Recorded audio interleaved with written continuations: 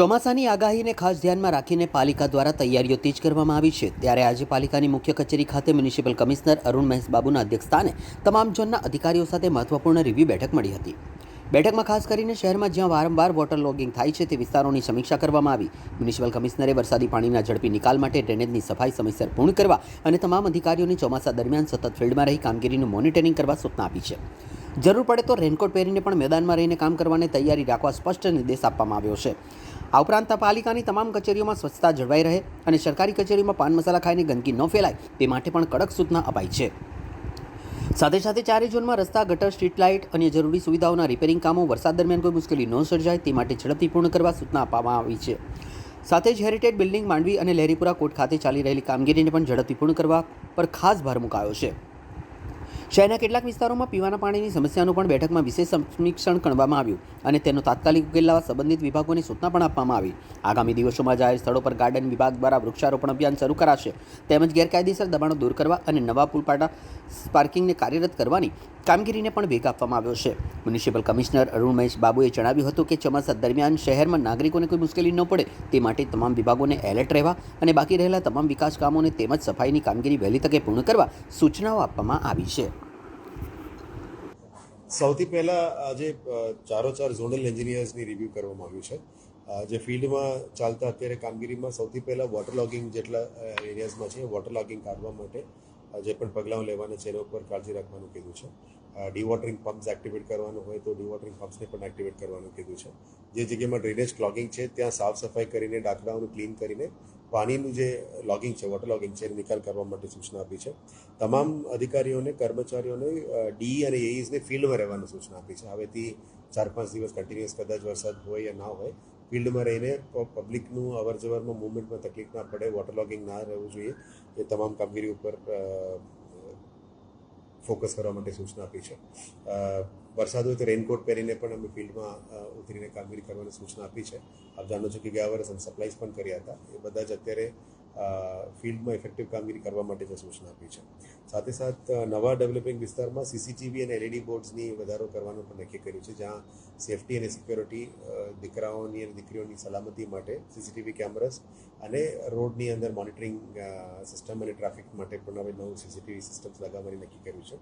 ખંડેરાવ માર્કેટમાં પણ આ ફ્લોર સિવાય સેકન્ડ ફ્લોર અને થર્ડ ફ્લોરમાં સ્વચ્છતાને જાળવી રાખવા માટે અને કોઈ પાન પિચકારી ના કરે, કોઈ અનનેસેસરી હાથ ધોઈને કચરો ના કરે, એ બધા ધ્યાને રાખીને ખંડેરાવ માર્કેટના કોરિડોર્સમાં પણ સીસીટીવી મૂકવા માટે આજે ડિસિઝન લીધી છે। જેથી કરીને જ્યારે આપણે સ્વચ્છતાની વાત કરીએ, આપણા પોતાની બિલ્ડિંગમાં પણ સ્વચ્છતા સારી રીતે થવું જોઈએ। હોસ્પિટલ, સ્કૂલ્સ, આંગણવાડીમાં ખાસ કરીને અત્યારે નમો સ્વચ્છતા કેમ્પેન પણ ચાલી રહ્યા છે, જેથી કરીને ત્યાંના ફેન, ડોર, વિન્ડોઝ આ બધાની જે પણ રિપેર કરવાનું છે એ લિસ્ટ પણ અમે આંગણવાડીઝ અને હોસ્પિટલથી લઈ લીધા છે, સ્કૂલ્સમાંથી પણ લઈ લીધા છે। એટલે ચારો ઝોનના આસિસ્ટન્ટ એન્જિનિયર બિલ્ડિંગ્સને ખાસ કરીને આ તમામ રિપેર્સ કરીને ઓફિસને ક્લીન કરવા માટે પણ કીધું છે અને તમામ ઓફિસર્સની અંદર સ્વચ્છતા પણ જાળવી રાખવા માટે આજે તમામ ચારો આસિસ્ટન્ટ કમિશનરે સૂચના આપી છે, જેથી કરીને કોઈ બોર્ડ ઓફિસમાં આવે, અરજદાર આવે અથવા આપણા કર્મચારીઓ પણ કોઈ પણ ઓફિસમાં ગંદકી ના ફેલાવે એના માટે ખાસ કાળજી રાખવાનું કીધું છે। હવેથી ગાર્ડન પ્લાન્ટેશન્સ પણ અમે મોટાભાગમાં કરવાનું શરૂ થઈ ગયા છે। હવે શહેરમાં મોટા જગ્યામાં ward offices, zonal offices, public interaction spaces, જેથી કરીને મોલ્સ છે, પ્રાઇવેટ મોલ્સ છે, રેલવે સ્ટેશન છે, બસ સ્ટેશન છે, મોટાભાગમાં પબ્લિક ઇન્ટરેક્શન થતું હોય આવા જગ્યામાં ફ્રી રોપા વિતરણ માટે પણ અમે પ્લાનિંગ કરી છે, જેથી કરીને બીએમસીની કેનપી મૂકીને રોપા વિતરણ પબ્લિક માટે કરવાનું પણ સૂચના આપી છે। સ્થાનિક લેવલમાં એ વિતરણ થાય તો પબ્લિકમાં મેક્સિમમ ટુ મેક્સિમમ પબ્લિકને ઝાડો અને વાવેતર કરવા માટે રોપા પહોંચી શકે। સાથે સાથ ડ્રેનેજનું કામગીરીમાં પણ અત્યારે જે પણ કામો ચાલી રહ્યા છે એનું પણ ફાસ્ટ વહેલા તકે પૂરું કરવા માટે સૂચના આપી છે। જે પણ કામોમાં પેન્ડન્સી છે એ પણ વહેલા તકે પૂરું કરીને સીવર લાઇન સાથે અટેચ કરવાની પણ સૂચના આપી છે। હેરિટેજમાં માંડવીનું કામ પણ એ લોકોએ શરૂ કરી દીધી છે અને નેક્સ્ટ લાલકોટમાં પણ જે કામ પ્રગતિ હેઠળ છે। ચોમાસાના કારણે જે પેસ્ટિંગની કામ છે એમાં થોડું ડિલે થતું હશે, પણ એ પણ અત્યારે શરૂ થઈ ગઈ છે। પ્રધાનમંત્રી આવાસનું ખાસ કરીને દેનામાં જે વડોદરા મહાનગરપાલિકાનો એરિયા છે ત્યાં મલ્ટિપલ હાઉસિંગ થઈ શકે કે કેમ એ પણ એક્સપ્લોર કરવાનું કીધું છે। હવે આ 30,000 મકાનોની અમે પ્લાનિંગ કર્યા છે, એમાં લગભગ 12 ડીપીઆર રાજ્ય સરકારમાં પહોંચી ગયું છે। હવે 3 ડીપીઆર અમે મોકલી ગયા છે, જેથી કરીને આવનારા દિવસોમાં મોટા પ્લોટ્સ જે હાઉસિંગ માટે રિઝર્વ છે ત્યાં હાઉસિંગ ફોર ઓલ સ્કીમ બની શકે એમ છે। પીવાના પાણીમાં હજુ કન્ટામિનેશનનું મોટાભાગના ઇસ્યુઝ પતી ગયું છે એવું મને જણાવવામાં આવ્યું છે. છતાં પણ વોર્ડ નંબર 13, 14, 15 અને 7 નંબર 8 નંબરમાં જે ઇસ્યુઝ હતા એ બધું પૂરું કરવા માટે અને નિરાકરણ જાતે ત્યાં સ્થાનિક લેવલના સ્થાનિક પદાધિકારીઓ પબ્લિક સાથે રહીને એ બધા કામ નિકાલ કરવા માટે એમને અત્યારે સૂચના આપી છે. આપણે આશા રાખીએ કે વહેલા તકે આ બધું કામ પૂરું થાય અને પ્રશ્નથી પાણી આપી શકે. જે લાઇન જોડાણનું કામગીરી બાકી છે 125 MLDનું એ પણ કામ શરૂ થઈ ગયું છે, પણ તે તો પાણી સીપેજનું કામ છે. પણ એ લોકોએ ટીમે મને કીધું છે કે વિધિન આ મંથ એન્ડ સુધી આ પણ કામ પૂરું કરશું, જેથી કરીને આપણે 50 MLD પાણી આ સિટીમાં લાવી શકાય. આવનારા દિવસમાં લેક્સના જે ડેવલપમેન્ટ અને રીડેવલપમેન્ટ અને શુદ્ધિકરણ માટે પણ અલગ અલગ એજન્સીસને નક્કી કરવામાં આવી છે. એના દ્વારા લેક રીડેવલપમેન્ટનું પણ કામગીરી પ્રગતિ હેઠળ છે ફ્યુચરિસ્ટિકમાં. આવનારા દિવસમાં વધારે પબ્લિક આની ઉપયોગ કરી શકાય એ રીતનું ડેવલપમેન્ટો ત્યાં લાવવા માટે નાના સ્ટોલ્સ યા અમૂલ પાર્લર યા ફૂડ સ્ટોલ્સ લાવવા માટે કીધું છે. અમારા ગાર્ડન્સમાં પણ લોકો જાય છે, પણ ત્યાં પીવાના પાણી અથવા ચા માટે કંઈ વ્યવસ્થા નથી, એટલે પણ એ પણ રેગ્યુલેટેડ કરવા માંગે છે, જેથી કરીને વીએમસીની ઇન્કમ પણ આવે અને પબ્લિક પાસે પણ સુવિધા આપી શકાય એ રીતનું તૈયારીઓ કરી રહ્યા છે. ડાર્ક સ્પોટ્સ અત્યારે ચોમાસા છે એટલે સાંજે પણ વહેલા તકે અંધેરા આવી જાય છે, એટલે જે પણ ડાર્ક સ્પોટ છે એ બધામાં લાઇટિંગ કરવા માટે પહેલાંથી સૂચના આપી છે. લગભગ 38 સ્પોટ્સ આઈડેન્ટિફાઈ કર્યા છે અને ઓલમોસ્ટ 300+ લાઇટ્સ આના માટે એ લોકો આયોજન કરી રહ્યા છે સ્ટ્રીટ લાઇટ ડિપાર્ટમેન્ટ દ્વારા. એ પણ વહેલા તકે પૂરું કરવા માટે નક્કી કર્યું છે. વિશ્વામિત્રીની સાઈડમાં ઝાડ વાવેતરનું કામગીરી કન્ટિન્યુ છે. સિટીની અંદર પણ મલ્ટિપલ સ્પોટ્સમાં જે દબાણો છે આ દબાણો બધું દૂર કરીને મિયાવાકી ફોરેસ્ટ અથવા ગાર્ડન્સ કરીને સિટીમાં ગ્રીનરી વધારવા માટે અત્યારનો સમય છે એ કરવાનું પ્લાનિંગ કર્યું છે. પાર્કિંગના લીધે જે સમસ્યા આવે છે, સુપ્રીમ કોર્ટનો પણ આદેશ આવી ગયો છે કે ફૂટપાથને ફ્રી કરવું જોઈએ લોકોને ચાલવા માટે, પાર્કિંગ માટે નથી, અને ફૂટપાથને ક્લીન કરવાની એ કામગીરી પણ કન્ટિન્યુ રહેશે.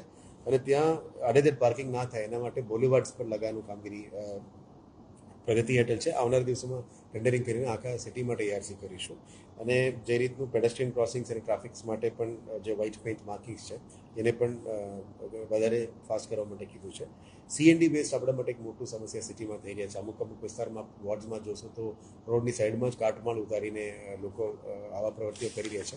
એના ઉપર દંડનીય પ્રક્રિયા કાર્યવાહી કરવા માટે આજે town planning department, assistant commissioner, solid વેસ્ટના સેનિટરી ઇન્સ્પેક્ટર્સ તમામને સૂચના આપી છે. અને CND વેસ્ટ બાબતમાં CND વેસ્ટની એજન્સીનો નંબર પણ મેક્સિમમ ટુ મેક્સિમમ પબ્લિકને મળે એ બાબતની સૂચના આપી છે.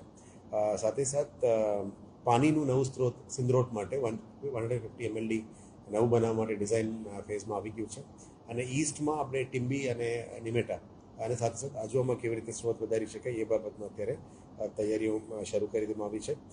મેઇનલી પ્લાન્ટેશન્સ ઉપર ફોકસ છે, સ્વચ્છતા ઉપર ફોકસ છે, અને પાર્કિંગ અને આવનારા દિવસમાં સ્ટ્રીટ ઉપર જે ઇસ્યુઝ છે એને પણ સોર્ટ આઉટ કરવા માટે જે સુપ્રીમ કોર્ટના આદેશ આવ્યો છે એના ઉપર ફોકસ રાખીશું. મેઇનલી ચોમાસા દરમિયાન રોડમાં વોટર લોગિંગ જેટલું થાય મિનિમમ 4 કલાક, 8 કલાક, 12 કલાક, 24 કલાકનો મેં અલગ અલગ કેટેગરાઇઝ કર્યું છે. આ પાણી ઉતરે એના માટે વ્યવસ્થા કરવા માટે કીધું છે. અને બોકી ખાસ અને રૂપારેલ ખાસ અને મહાનગર ખાસમાં જે સફાઈ માટે જે મશીન ઉતારવાની હતી એ મશીન પણ ટૂંકા સમયમાં આવી જવાના છે એવું જણાવવામાં આવ્યું છે. એટલે ટૂંકા સમયમાં આ પોકલેન મશીન અને આ ડ્રેજિંગ મશીન જે અંદર મૂકીને ક્લીન કરવાનું છે, જેમાં બેઝિકલી પ્લાસ્ટિક બોટલ બધું અટકી જાય છે, એ બધું શરૂ કરવાના છે. હવે એ પણ સૂચના આપી છે કે CSR અથવા આપણા પદ્ધતિથી જે નદી નાળાઓમાંથી વહેણમાં નીકળે છે ગંદકી અને પ્લાસ્ટિક્સ બધાને સ્ક્રીન કરવા માટે નેટ અથવા મેશ બ્રિજની બાજુમાં મૂકીને આ બધા કેચ કલેક્ટ કરવાનું પણ કીધું છે, જેથી કરીને ફ્યુચરમાં કોઈ જગ્યામાં ક્લોગિંગ ના થાય એ બાબતની તૈયારીઓ અને સૂચનાઓ આપવામાં આવી છે. પાલિકા ઓફિસ સાથે પણ હવે માલિક ઉતારતા નથી, હવે તંત્ર શું એના પર એક્શન લેશે? ડિલેપિડેટેડ બિલ્ડિંગ્સ માટે જે ડિઝાસ્ટર મેનેજમેન્ટ અંતર્ગત અમે લગભગ 1800+ બિલ્ડિંગ્સ અમે આઈડેન્ટિફાઈ કર્યા. સાથે 400+ લોકોને સ્થળાંતર પણ કર્યા. બાકીના જેટલા લગભગ 1200 છે એ બધાની નોટિસ પણ ઇસ્યુ કરી દીધી છે. પણ આમાં જોખમી હોય તો એને વધુ દૂર કરવા માટે અમે વોર્ડ લેવલથી અને ઝોન લેવલથી કન્વિન્સ પણ કરી રહ્યા છે. ધીરે ધીરે લોકો નીકળવા માંડે છે, પણ જે ના નીકળતા હોય એને પણ મહેનત કરીને અમે કન્વિન્સ કરી રહ્યા છે. પણ જોખમી તો છે જ, અને આ લોકોની પોતાની જવાબદારી છે, કારણ કે અમારા તરફથી તો નોટિસ ઇસ્યુ કરવામાં આવી ગયું છે. આવનારા દિવસોમાં ડેન્જરસ સ્ટ્રક્ચર્સમાં જે ઇલીગલ હોર્ડિંગ્સ પણ ઘણા બધા લોકો લગાવ્યા છે સિટીમાં, એના ઉપર પણ કડક કાર્યવાહી કરીશું. અમે અત્યારે સર્વે પણ શરૂ કરી દીધા છે. જે પણ ઇલીગલ સ્ટ્રક્ચર્સ ઉપર હોર્ડિંગ્સ લગાવ્યા છે, જે પણ રેવન્યુ નથી આપતા, GDCR ગાઈડલાઇનની બહાર જઈને પણ ઇલીગલી લગાવ્યા છે ડેન્જરસ સ્ટ્રક્ચર્સને, તમામ સ્ટ્રક્ચર્સને કાઢવા માટે અમે નક્કી કરી દીધું છે. આવનારા દિવસોમાં ટાઉન પ્લાનિંગ અને એસ્ટેટ ડિપાર્ટમેન્ટ એના ઉપર પણ કાર્યવાહી કરશે.